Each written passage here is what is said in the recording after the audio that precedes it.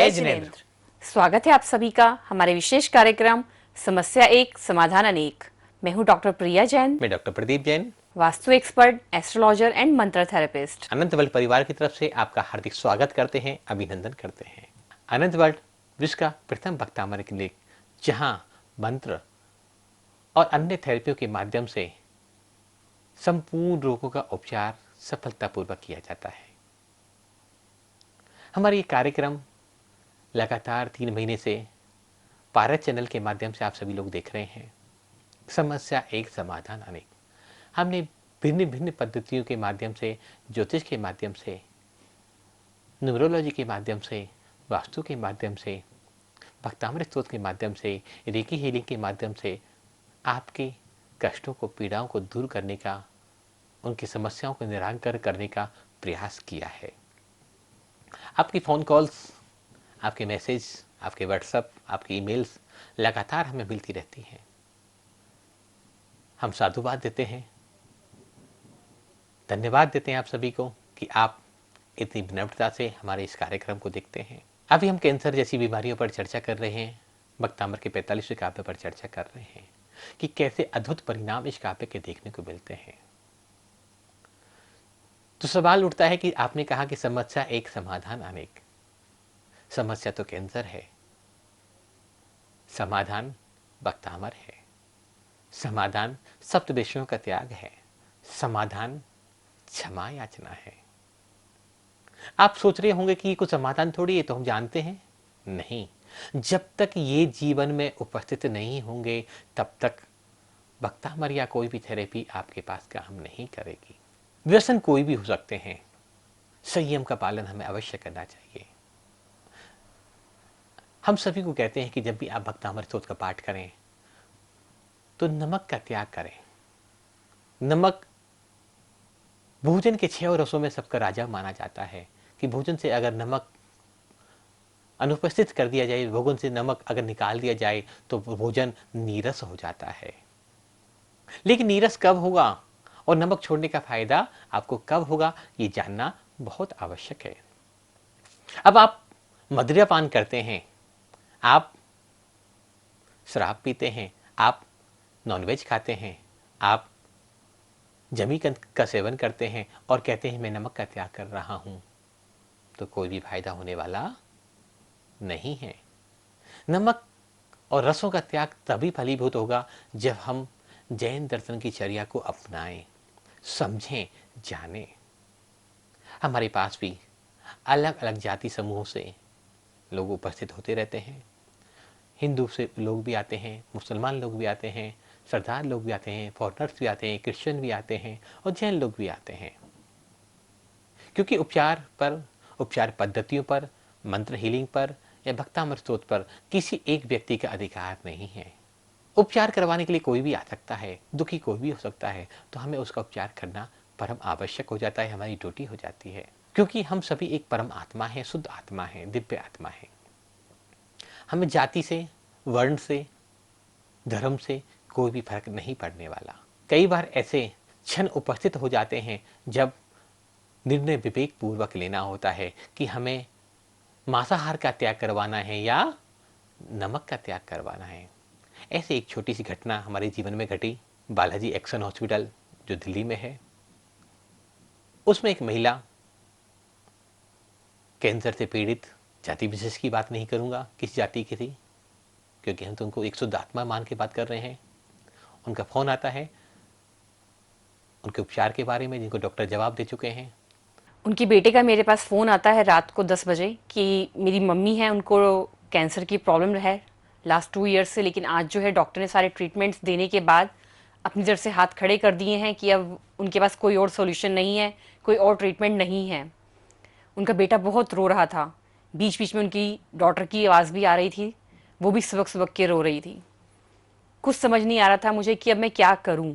तो मैंने सिर्फ उनको ये बोला कि आप परेशान नहीं होइए, मैं अपनी तरफ से अपना प्रयास करती हूँ, कुछ ना कुछ उनके जीवन में ज़रूर परिवर्तन आएगा। उन्होंने बोला कि हम आपको लेने आ जाते हैं। मैंने कहा बिल्कुल ठीक है, आप आइए, मैं आपके साथ चलती हूँ और अपने तरफ से जो भी हम थेरेपी देते हैं वो देते हैं उनको। आते आते उनको रात को 11:30 बज गए। समझ नहीं आ रहा था कि जाऊँ या नहीं जाऊँ, क्योंकि हमारे दिल्ली का एटमॉस्फेयर ऐसा नहीं है कि आप रात को 11:30 बजे भी कहीं जा सकते हो और वो सेफ़ हो, लेकिन तब भी मन में आया कि नहीं, वो एक शुद्ध आत्मा है, हमें जाना चाहिए।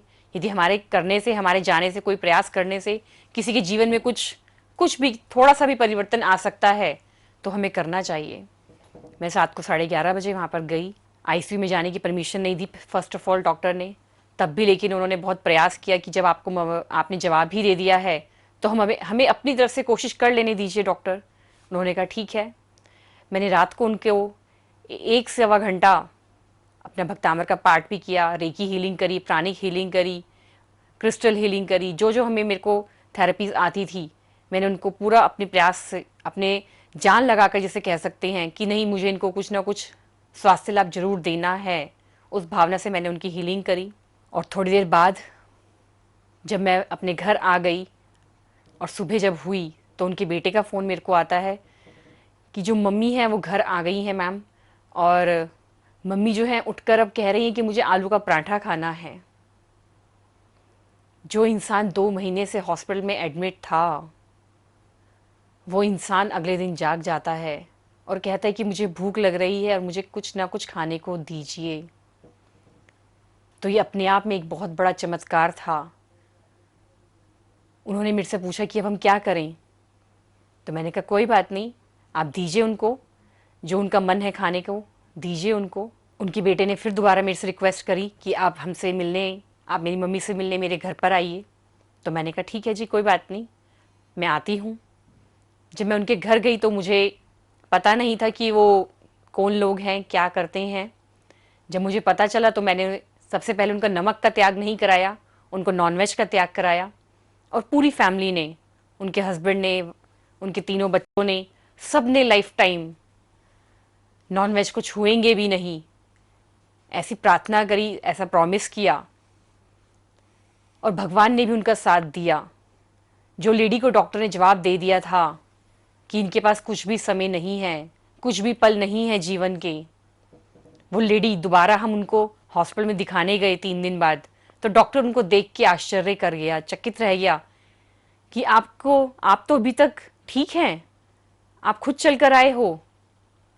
जो लेडी सोच सकते हैं आप कि बिल्कुल ऑन द बेड थी, जिनको डॉक्टर ने जवाब दे दिया था, वो खुद लेडी चलकर डॉक्टर के पास गई और उसके बाद भी वो 43 डेज बिल्कुल ठीक से उन्होंने अपना जीवन व्यतीत किया। जो भी उनके पेंडिंग काम थे अपनी लाइफ के, उनकी बेटी की शादी नहीं हो रही थी, उन्होंने डेट फिक्स कर दी, लड़का मिल गया जल्दी जल्दी, और वो भी उनकी जो जिम्मेवारी थी वो भी उन्होंने कंप्लीट करी।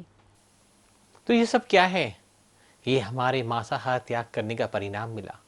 उन्होंने जो मांसाहार का त्याग किया, उन्होंने जीवों के प्रति जो करुणा भाव दिखाए, उन्होंने जो सुख साता जीवों के प्रति दिखाई, उसका परिणाम ये आया कि व्यक्ति जो मरणासन अवस्था में था, जिसके डॉक्टरों को एक क्षण की भी उम्मीद भी नहीं थी, जिनकी पल्स बिल्कुल डाउन हो चुकी थी, जिनका बीपी डाउन हो चुका था, वो अगर 43 दिन तक जिंदा रह सकती हैं। देखो, मृत्यु को तो कोई भी नहीं टाल सकता, लेकिन अगर सुखपूर्वक, शांतिपूर्वक अगर कोई संसार से विदा हो, अपनी जिम्मेदारियों को, अपने कर्तव्य को पूरा करते हुए इस संसार से विदा हो, अपने आनंद से इस संसार से विदा हो, और दूसरी बात, वो पीड़ा रहित इस संसार से विदा हो, तो आने वाला कल जरूर सुधर सकता है। तो संयम की प्रधानता मंत्र हीलिंग में, भक्तामर थेरेपी में सबसे प्रमुखता से मानी गई है। यहाँ विवेक की बात करनी थी, क्योंकि यहाँ नमक महत्वपूर्ण नहीं था, यहाँ चीनी या अन्य रस महत्वपूर्ण नहीं थे, यहाँ महत्वपूर्ण था मांसाहार। कोई मांसाहार कर रहा है, कोई नॉनवेज का सेवन कर रहा है, तो हमें पहले उसको त्याग कराना चाहिए, जब हमें नमक के ऊपर आना चाहिए। हम जानते नहीं है, पहचानते नहीं है, समझते नहीं है, और सबसे एक ही बात कहने लग जाते हैं कि नमक का त्याग करो। पहले उसके जीवन के दुर्गुणों को छोड़ने के प्रयास करो। पहले उसके जीवन में जो अवगुण उपस्थित हैं उनको दूर करने का श्रम हम करें। पहले उसके जीवन की बुराइयों को दूर करें, पहले उसके अंतर को शुद्ध करें, तब शारीरिक शुद्धि की बात करें। रसों का त्याग परम आवश्यक है, इसमें कोई डाउट या कोई शंका की बात नहीं है। लेकिन रस का त्याग भी तभी माना जाएगा जब आप शुद्ध रूप से, चैतन्य रूप से जागृत अवस्था में रसों का परित्याग करें। कुछ भाई बहन लगातार फ़ोन करते हैं कि हम अगर हम नमक का त्याग कर देंगे तो काला नमक खा सकते हैं क्या, सेंधा नमक खा सकते हैं क्या, अगर हम चीनी का त्याग करें तो गुड़ खा सकते हैं क्या, जैगरी खा सकते हैं क्या, खांड खा सकते हैं क्या, शक्कर खा सकते हैं क्या। महानुभाव, अभी त्याग आपने समझा ही नहीं, त्याग को अभी जीवन में उतारा ही नहीं।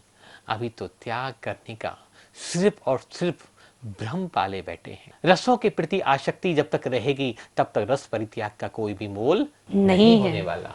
रसों के प्रति आसक्ति छूट जाए और रस गलती से मुंह में भी चला जाए और रस का स्वाद भी नहीं आए तो रस त्याग करने का उद्देश्य सफल हो गया।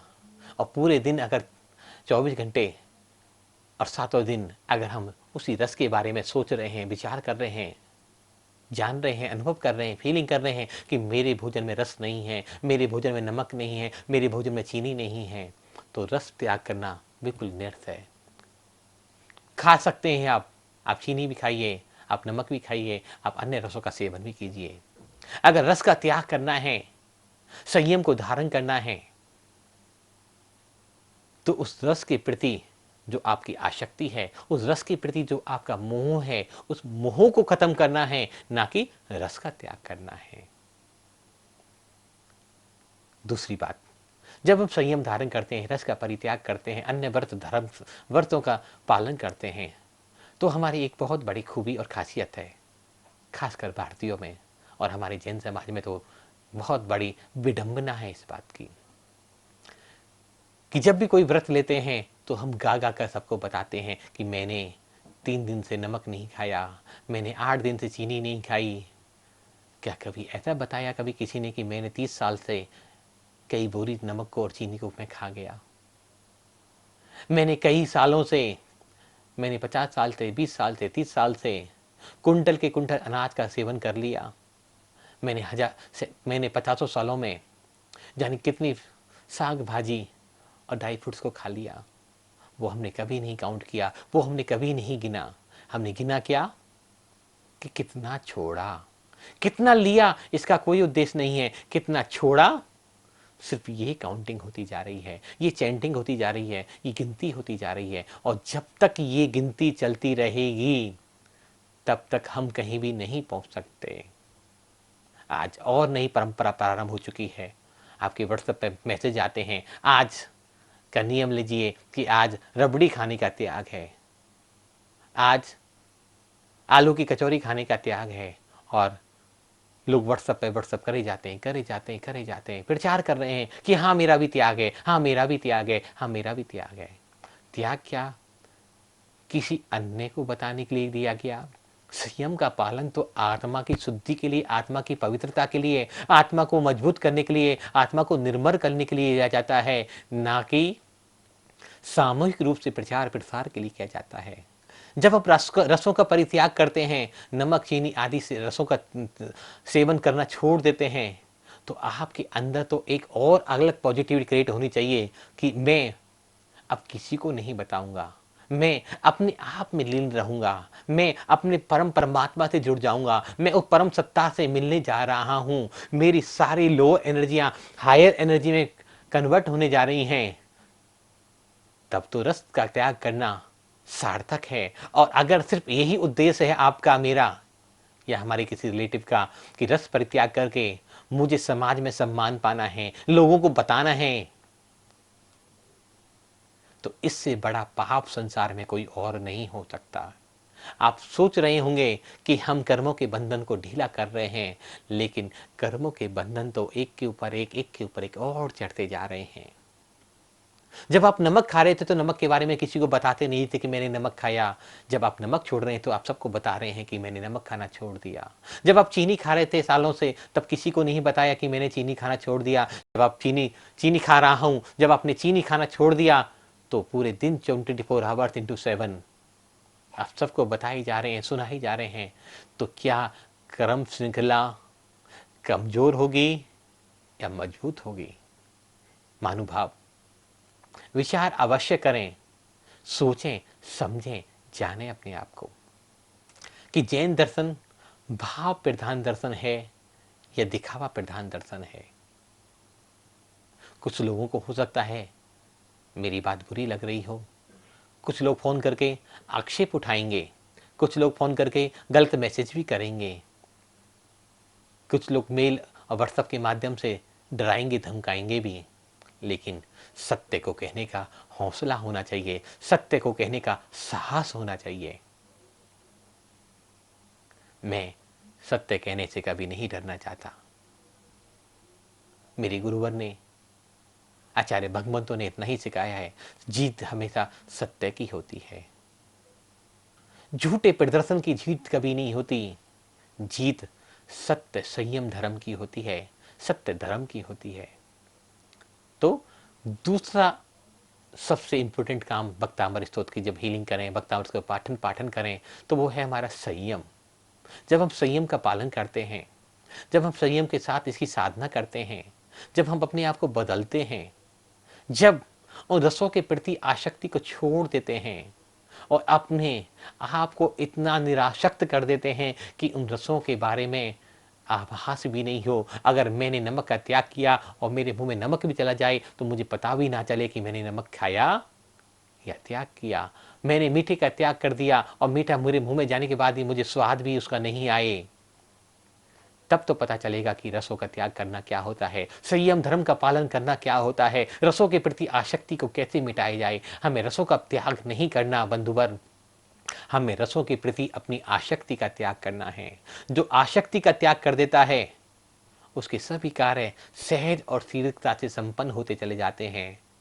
जैसे प्रिया जी ने बताया कि उन परिवार ने जो वर्षों से मांसाहार का सेवन, पीढ़ियों से मांसाहार का सेवन करते आ रहे थे और अपने माँ की रक्षा के लिए, अपने परिवार के सदस्य की रक्षा के लिए एक पल में जीवन भर के लिए मांसाहार का त्याग कर दिया, तो पुण्य फलित तो उनका होता है। उन्होंने सवाल नहीं किया हमसे कि हाँ क्या हम अंडा खा सकते हैं, क्या हम बकरे की जगह मछली खा सकते हैं। नहीं, मांसाहार का मतलब मांसाहार।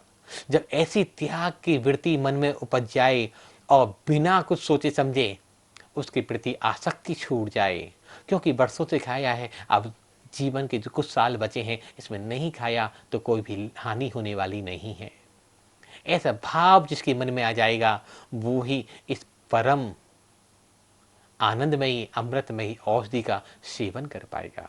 तो भक्तामर का ये 45वां काव्य अद्भुत, अलौकिक और आनंद देने वाला है, अमृतमयी काव्य है। ये सभी समझें, पढ़ें, इसकी विधियों को जानें और अधिक जानकारी के लिए आप हमारी वेबसाइट www.bhaktambarmantrahealing.com पर विजिट कर सकते हैं और हमारा यूट्यूब चैनल है भक्तांबर मंत्रा हीलिंग, और दिए हुए नंबर पर आप हमें कॉल भी कर सकते हैं और व्हाट्सएप भी कर सकते हैं। आपने बहुत प्रेम और शांति से सुना, इसके लिए आपका बहुत बहुत धन्यवाद। कल मिलते हैं इस काव्य पर थोड़ी सी और चर्चा करने के लिए इसी समय। तब तक के लिए सभी को सादर जय जिनेंद्र।